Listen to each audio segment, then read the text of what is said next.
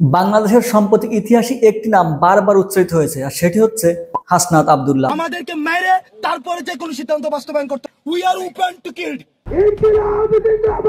আমরা নিশ্চিত করতে চাই দেশ থেকে পরিবর্তন এই দেশ থেকে অবরুদ্ধ হয়েছে।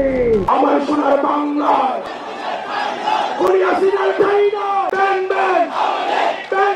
ঢাকা বিশ্ববিদ্যালয়ের ইংরেজি বিভাগের সাবেক শিক্ষার্থী, যিনি কোটা আন্দোলনের অন্যতম সমন্বয়ক হিসেবে মাঠে নেমেছিলেন এবং যিনি পরবর্তীতে হয়ে ওঠেন বাংলাদেশের সাম্প্রতিক রাজনীতির ইতিহাসের অন্যতম গুরুত্বপূর্ণ মুখ।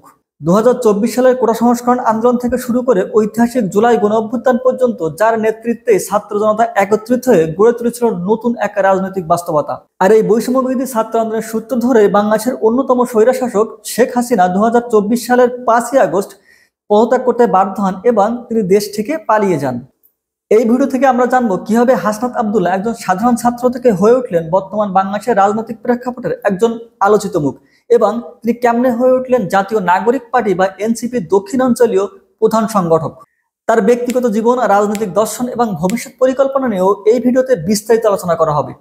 তো চলুন শুরু করি বর্তমানের এই প্রভাবশালী বিপ্লবী নেতার জীবনের অনন্য গল্প। হাসনাত আব্দুল্লাহ 1998 সালে কুমিল্লার দেবিদ্বারে জন্মগ্রহণ করেন। বাল্যকাল থেকে হাসনাত আব্দুল্লাহ ছিলেন মেধাবী। সমন্বয়ক হাসনাত আব্দুল্লাহ, যিনি কিনা একটি জার্সি পরেই সরকার পতন ঘটিয়ে এসেছেন এবং তিনি বর্তমানে কাজ করছেন নতুন বাংলাদেশ বিনির্মাণের লক্ষ্যে। 2024 সালের কোটা আন্দোলন থেকে শুরু করে হাসনাত আব্দুল্লাহ রাজপথ থেকে ডিবি কার্যালয়, বিমানবন্দর, এমনকি রাষ্ট্রপতির কার্যালয় পর্যন্ত একটিমাত্র টি শার্ট পরেই ঘুরে এসেছেন। সম্ভবত বাংলাদেশের ইতিহাসে তিনি একমাত্র ব্যক্তি যিনি কিনা টি শার্ট পরে রাষ্ট্রপতির বাসভবন থেকে ঘুরে এসেছেন।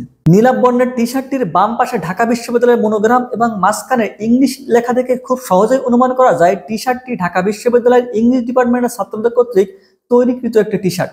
এই টি শার্টটি পরে তিনি গণ অভ্যুত্থান পরবর্তীতে ছাত্রদের নেতৃত্বে গঠিত জাতীয় নাগরিক পার্টি বা এনসিপির আত্মপ্রকাশ অনুষ্ঠানেও হাজির হয়েছিলেন। কারণ এই টি শার্টটি এখন আর তার কাছে শুধুমাত্র একটি টি শার্ট না, এটির সাথে যেন মিশে আছে সীমাহীন ত্যাগ, তিতিক্ষা, আবেগ আর সংগ্রামী জীবনের গল্প।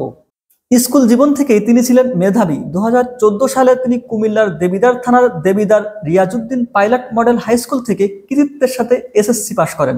স্কুল জীবনে Hasnat Abdullah BNCC platoon commander ছিলেন। তিনি বিজ্ঞান বিভাগ নিয়ে এইচএসসি পাশ করেন আব্দুল মতিন খুসরু কলেজ থেকে। এরপর তিনি ঢাকা বিশ্ববিদ্যালয়ে ভর্তি হন এবং ঢাকা বিশ্ববিদ্যালয়ে ভর্তি পরীক্ষায় তার রেজাল্ট ছিল মেধা তালিকার প্রথম সারির দিকে। এজন্য তিনি ইংলিশ ডিপার্টমেন্ট চয়েস করেন। অনেক আগের থেকেই হাসনাত আব্দুল্লাহর মধ্যে নেতৃত্বের গুণাবলী বিদ্যমান ছিল। ঢাকা বিশ্ববিদ্যালয়ের ভর্তির শুরু থেকেই তিনি ঢাকা বিশ্ববিদ্যালয়ের ডিবেটিং সোসাইটি এর সঙ্গে ছিলেন। তিনি প্রথমে ঢাকা বিশ্ববিদ্যালয়ের বিজয় 71 হল ডিবেটিং ক্লাবের সহসভাপতি এবং পরে সভাপতি নির্বাচিত হন। বিতর্কের সেই অভিজ্ঞতা এখন হাসনাতকে তুখোর রাজনৈতিক ব্যক্তিতে পরিণত করার জন্য গুরুত্বপূর্ণ ভূমিকা পালন করছে। চলমান রাজনৈতিক পরিস্থিতিতে তার সর্বস্তরে সরব উপস্থিতির দেখা মিলছে। অন্তর্বর্তীকালীন সরকারের উপদেষ্টাদের হুঁশিয়ারি করে তিনি বলেন, আমরা ছাত্র জনতা যেভাবে তাদেরকে উপদেষ্টা বানিয়েছি ঠিক একইভাবে গদি থেকে ছুড়ে নামাতে আমরা দ্বিধা করব না। তিনি সেনাবাহিনীর নেতৃত্বস্থানীয় ব্যক্তিকে নিয়ে সাহসী বক্তব্য দিয়েছিলেন। এমনকি তিনি স্বয়ং অন্তর্বর্তী সরকারের প্রধান উপদেষ্টা ডক্টর মোহাম্মদ ইউনূসকে হুঁশিয়ারি করে বলেন, ডক্টর মোহাম্মদ ইউনূস, আপনি ভুলে যাবেন না আমরা আপনাকে ক্ষমতায় বসিয়েছি। হাসনাত আব্দুল্লাহর এমন সাহসিকতা এবং নির্ভীক কথা বলার অনুপ্রেরণা তিনি তার পিতার কাছ থেকে পেয়েছেন বলেই জানা যায়। হাসনাত আব্দুল্লাহ মনে করেন তার বাবা তাকে শিখিয়েছেন জীবনে হার জিত থাকবে, উত্থান পতন আসবে, রৌদ্রোজ্জ্বল দিনকেও কালো মেঘে ঢেকে দেবে, কিন্তু একমাত্র স্থায়ী থাকবে আদর্শ। যে কোনো প্রতিকূল ধ্বংসাত্মক পরিস্থিতি আসুক না কেন, ধারণ করা নীতি ও আদর্শের সঙ্গে কখনো আপোষ করা যাবে না। হাসনাতের পিতা কাজের সুবাদে দেশের বাহিরে অবস্থান করছেন। হাসনাত আব্দুল্লাহ একজন প্রতিবাদী সংগ্রামী চরিত্রের ছেলে। এর আগে তিনি 2022 সালে ঢাবি রেজিস্টার বিল্ডিং এর ভোগান্তির প্রতিবাদে 8 দফা দাবি নিয়ে অনশন শুরু করেছিলেন। তিনি ছিলেন সবসময় অন্যায়ের বিপক্ষে এবং ন্যায়ের পক্ষে। হাসনাত আব্দুল্লাহ স্নাতক শেষ করার পর তিনি ঢাবিতেই মাস্টার্সে ভর্তি হন।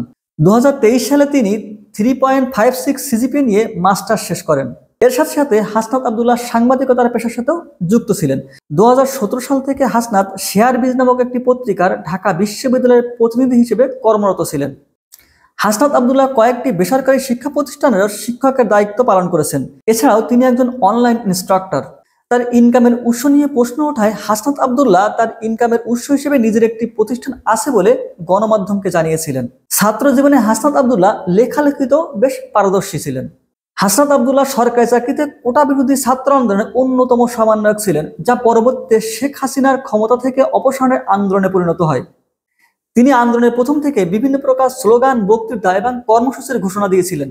কোটা বিরোধী আন্দোলন দমন করার জন্য শেখ হাসিনার সরকার যে সকল ছাত্রনেতা বা সমন্বয়কদের উপর দমন পীড়ন বা অত্যাচার নির্যাতন চালিয়েছিলেন, তাদের মধ্যে হাসনাত আব্দুল্লাহ ছিলেন অন্যতম একজন। তিনি নাহিদ ইসলাম, আসিফ মাহমুদ, সার্জিস আলম এবং অন্যদের সঙ্গে জাতীয় পর্যায়ে স্বীকৃতি লাভ করেন 2024 সালের জুলাই মাসের মাঝামাঝি সময়ে, যখন তিনি এবং ঢাকা বিশ্ববিদ্যালয়ের আরো কয়েকজন শিক্ষার্থীকে পুলিশ আটক করে ডিবি হেফাজতে নিয়ে যায় এবং তাদের কাছ থেকে জোরপূর্বক আন্দোলন প্রত্যাহারের লিখিত ঘোষণাপত্র পাঠ করানো হয়। ডিবি হেফাজত থেকে মুক্তি পেয়ে হাসনাত আব্দুল্লাহ আবার আন্দোলন চালিয়ে যাওয়ার ঘোষণা দেন। ততক্ষণে ছাত্রদের আন্দোলন গণ আন্দোলনের রূপ নিয়েছিল। এখানে একটি ইন্টারেস্টিং এর ব্যাপার হচ্ছে, এই আন্দোলনের পুরোটা সময় ধরে হাসনাত আব্দুল্লাহ একটি মাত্র টি শার্ট পরেই আন্দোলন চালিয়ে গিয়েছিলেন, যেটি নিয়ে তিনি অবশ্য বিভিন্ন সময় নেটিজেনদের কাছ থেকে বিভিন্ন প্রকার টোলের শিকার হয়েছিলেন। আবার তিনি অনেক বাহবাহ কুড়িয়েছেন। তিনি থাকতেন মূলত বনশ্রীর বাসায় এবং বনশ্রীর বাসা থেকে এই জার্সিতে গায়ে তিনি আন্দোলনের জন্য বের হন এবং আন্দোলনের জন্য বের হয়ে তিনি ছাত্রলীগের কর্মীদের দ্বারা নির্যাতনের শিকার হন এবং সে সময় তার বাসায় ফেরাটাও হয়ে উঠছিল প্রায় এক প্রকার অসম্ভব।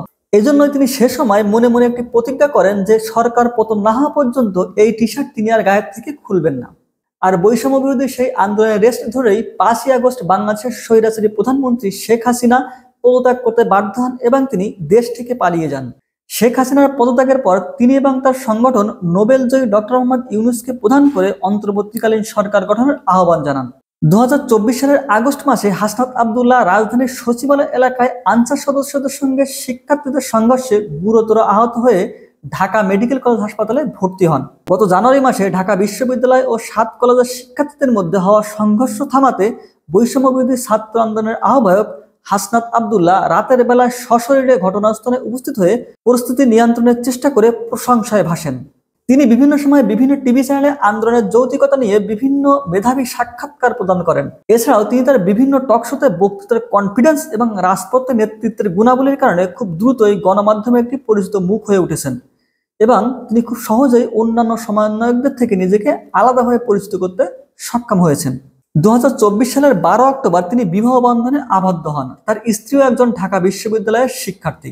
বর্তমানে হাসনাত 28 ফেব্রুয়ারি 2025 সালে গঠিত বাংলাদেশের ইতিহাসের প্রথম ছাত্র নেতৃত্বাধীন রাজনৈতিক দল জাতীয় নাগরিক পার্টি বা এনসিপির দক্ষিণ অঞ্চলের মুখ্য সংগঠক হিসেবে দায়িত্ব পালন করছেন। বর্তমান রাজনৈতিক পরিস্থিতিতে বিভিন্ন ইস্যুকে কেন্দ্র করে হাসনাত আব্দুল্লাহ বর্তমান একটি পরিচিত মুখ হয়ে উঠেছেন। সর্বশেষ বাংলাদেশ আওয়ামী লীগ নিষিদ্ধের দাবিতে আন্দোলনে তিনি মুখ্য ভূমিকা পালন করেন। তবে হাসনাত আব্দুল্লাহকে নিয়ে আবার ছোটখাটো কিছু বিতর্কও রয়েছে। 24 ডিসেম্বর 2024 সালের ফ্রান্স ভিত্তিক সংবাদ সংস্থা এএফপি একটি সংবাদ প্রকাশ করে, যাতে অভিযোগ করা হয় সময় টিভিতে কর্মরত 5 গণমাধ্যম কর্মীর একসাথে চাকরি চলে যাওয়ার ঘটনায় হাসনাত আব্দুল্লাহর সংশ্লিষ্টতা ছিল। সিটি গ্রুপের চেয়ারম্যান এবং সময় টিভির পরিচালক মোহাম্মদ হাসান বিবিসি বাংলাকে নিশ্চিত করেন যে হাসনাত আব্দুল্লাহ সহ 15 জনের একটি দল তাদের অফিসে গিয়ে কয়েকজনকে চাকরি থেকে বাদ দিতে চাপ দিয়েছিলেন। তবে হাসনাত আব্দুল্লাহ সিটি গ্রুপে যাওয়ার কথা স্বীকার করলেও চাপ দেওয়ার কথা অস্বীকার করেন। এছাড়াও একটি পোস্টে হাসনাত আব্দুল্লাহ এএফপির বিরুদ্ধে মিথ্যাচার করার অভিযোগ আনেন। হাসনাত আব্দুল্লাহ সম্পর্কে এর থেকে আরো যদি নতুন কোনো তথ্য আপনাদের কাছে থেকে থাকে তাহলে কমেন্ট বক্সে অবশ্যই জানাতে ভুলবেন না, যাতে করে আরো কিছু তথ্য মানুষ জানতে পারে।